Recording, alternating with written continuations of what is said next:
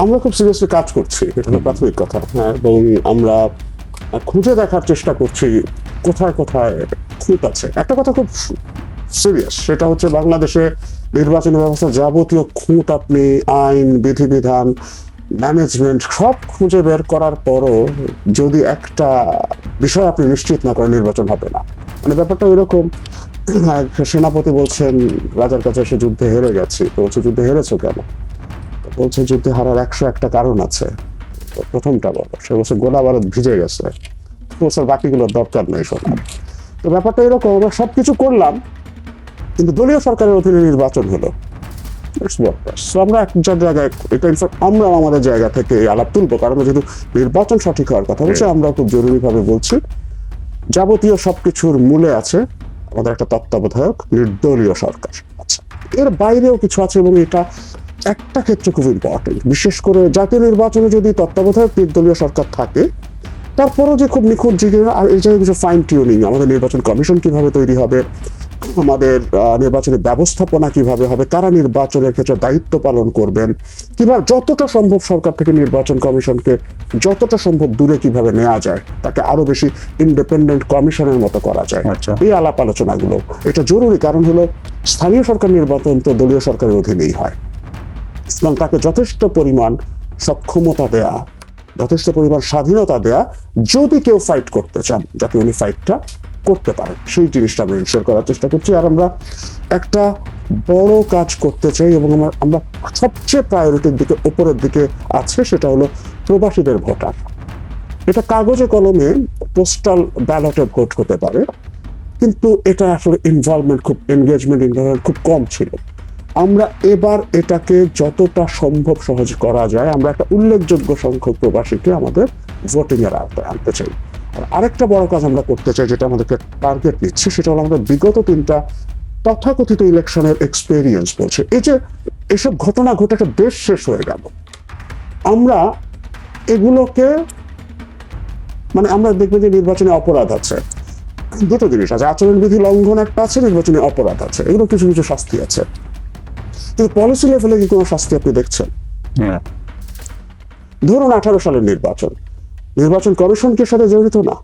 তাই না, তাদের রেসপন্সিবিলিটি নাই। এই দেশ ধ্বংস হয়ে গেছে শুধুমাত্র নির্বাচন ঠিক মতো না হওয়ার কারণে। তো সেই পলিসি জায়গাগুলো নির্বাচনের ফলাফল না মানার জন্য কিন্তু দেশটা ভাগ হয়ে গেছে। মিয়ানমারে নির্বাচন ঠিক হয়েছে, ফল মানে না, ওখানে গৃহযুদ্ধ চলছে, দেশটা ছারখার হয়ে যাচ্ছে। সো এই জায়গাটায় আমরা কাজ করতে চাই, আমরা নির্বাচনী অপরাধ সেটাকে ডাইমেনশন আরো বড় করতে চাই। আবারও বলছি, এগুলো আমাদের চিন্তা, ফাইনাল যদি করি সেটা তাও ওটা ফাইনাল না, এটা প্রপোজাল, কিন্তু এটা ইমপ্লিমেন্ট করবে তারা।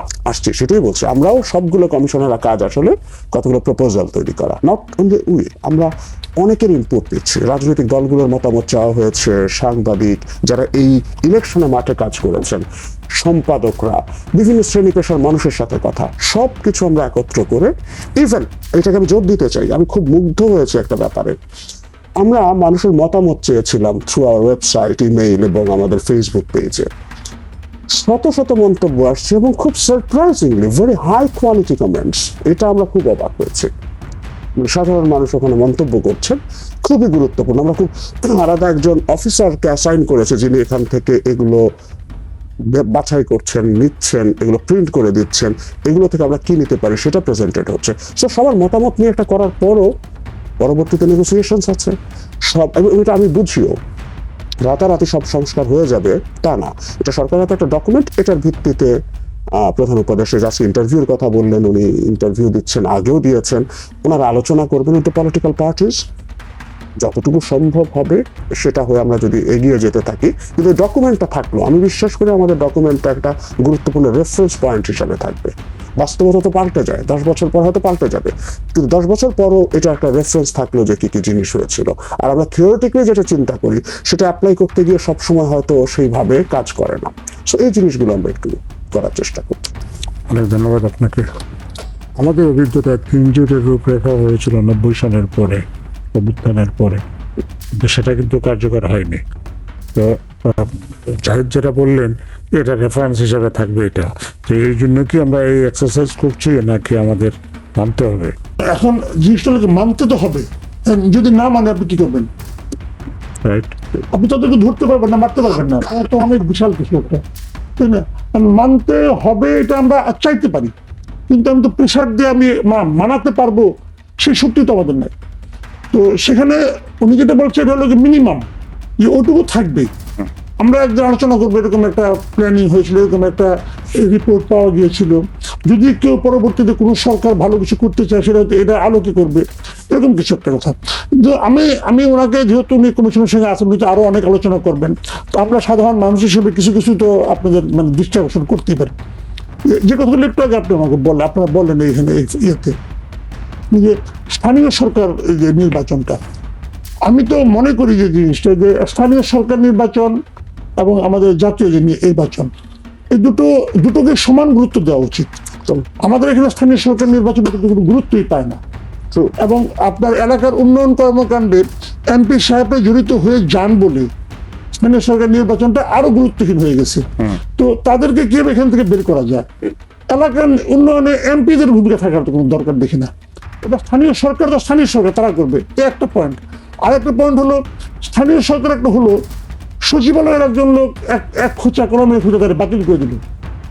একটা জনপদ, সে তো জনগণের দ্বারা নির্বাচিত, সেটা আপনি কি করে করবেন? এখন আর আমি সর্বশেষ যে কথাটা বলবো এই ক্ষেত্রে, অনেক শুনে তো হাসবে, এটা হাস্যকরী মনে হবে, বাট আমার কাছে মনে হয় এটা আপনি একবার ভাববেন। সেটা হলো গিয়ে স্থানীয় সরকার নির্বাচনের এইভাবে করার দরকারটা কি? এভাবে মানে কি, আপনি যেহেতু এটা গুরুত্বপূর্ণ নির্বাচন একটা হবে, তো এটা দলীয় সরকারের অধীনে আপনি মানে করবেন কেন? আপনি বলতে চাচ্ছেন যে একসঙ্গে করা? একসঙ্গে করে ফেলানোর কথা বলছি। আচ্ছা। অথবা আরেকটাও বলতে পারে, আরেকটা হতে পারে যে আমরা কি দেখেছি, আমাদের যে রাজনৈতিক যে কালচার, আমরা এই কালচারটা এমন দেখেছি যে যারা সরকারে থাকে তার বিরোধী মতে, বিরোধী দলের যদি কেউ মেয়র হয়, বড় বড় জায়গায়, যে কোনো জায়গায় হোক, তারা কিন্তু কোনো উন্নয়ন মানে কাজ পায় না, অথবা তাদের জেলে যেতে হয়, পুরোনো কোনো একটা মামলা দেখে ছুতানাতায় জেলে ঢুকাই দিয়ে তাদের কোনো কমিশনারকে দায়িত্ব দিয়ে দেয়, এবং তারা অ্যাক্টিভ হতেই পারে না। এটা তো আমরা আগেও দেখেছি যে বাড়ির পাশে গাজীপুরের প্রথম যে ইলেকশনটা হলো, মান্নান সাহেব তো চেয়ারই বসতে পারলো না, ভদ্রলোক শেষ পর্যন্ত মরিয়ে গেল। তো এটা তো কোনো ধরন হতে পারে না। তো লোকেরা তাকেই ভোট দিয়ে বানাইছিল, কিন্তু তাকে তো লোকে পায় নাই। এখন আমার কথা হলো, যেহেতু এটা হয় না, এবং যদি বিরোধী কোনো একজন জনপ্রিয় লোক যদি নির্বাচিত হয়ে যায়, তার মানে হলো ওই এলাকায় কোনো উন্নয়ন কাজও হবে না। তো সেক্ষেত্রে কেন এটা করা হয় না যে আমি সরকার, যে আমরা ভোট একবারই ভোট দেবো জাতীয় নির্বাচনে, যারা নির্বাচিত হবেন স্থানীয় সরকার তারা মনোনয়ন দিবেন, ইলেকশনের দরকার নেই ওটা কোনো। তাতে কি হবে, উন্নয়নের যে ডিসপ্যারিটিটা এটা আর থাকবে না। উন্নয়নটা একরকম হবে সব জায়গায়, যেহেতু ওনারা আছেন ওনাদের মতো করে নিলেন, কোনো সমস্যা। তাতে দুটো জিনিস হবে, একটা হলো স্থানীয় সরকার নির্বাচনে কিন্তু ব্যয় কম হয় না, প্রায় 2000 কোটি টাকার মতো ব্যয় হয়ে যায় কিন্তু। তো এই টাকাটা অপচয় হলো না, জাস্ট অপচয় থেকে বাঁচলাম আমি। আর 2 নম্বর হলো, সব জায়গায় সমান সমান উন্নয়ন হলো।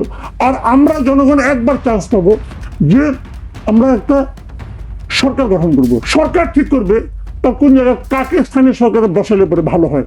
মানে এটা একটা মানে এই ধরনের ঘটনা হয়তো নাই, কিন্তু আমার মনে হচ্ছে যে এই অপচয়ের কি মানে আছে, এত টাকা খরচ করে করতেছি, বাট তারা তো কাজ করতে পারছে না। এবার দেখলাম আমরা সিলেটে, খুলনায়, বরিশাল, আপনার কি বলে রাজশাহীতে সব কিন্তু জিতলো বিএনপি, এবং ওইটাই কিন্তু মূল কারণ।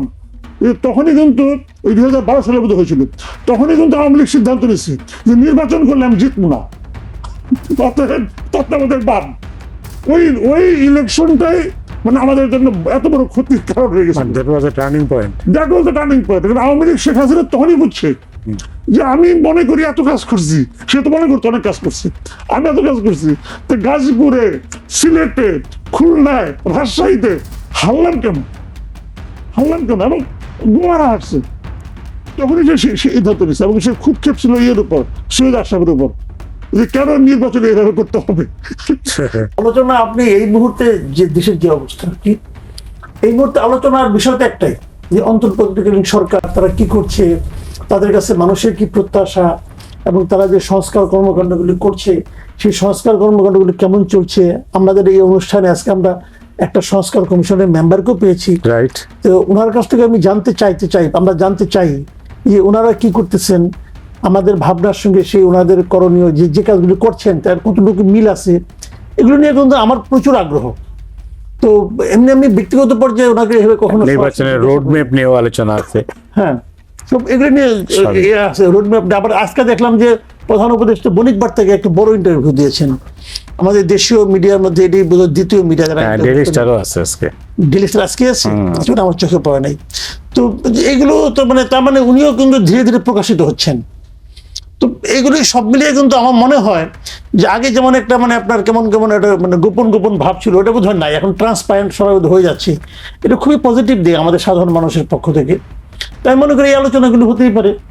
এবং আপনি মানে যেহেতু উনি উপস্থিত আছেন, এই সুযোগটা আমার ধারণা আমার হয়ে আপনি কি করছেন।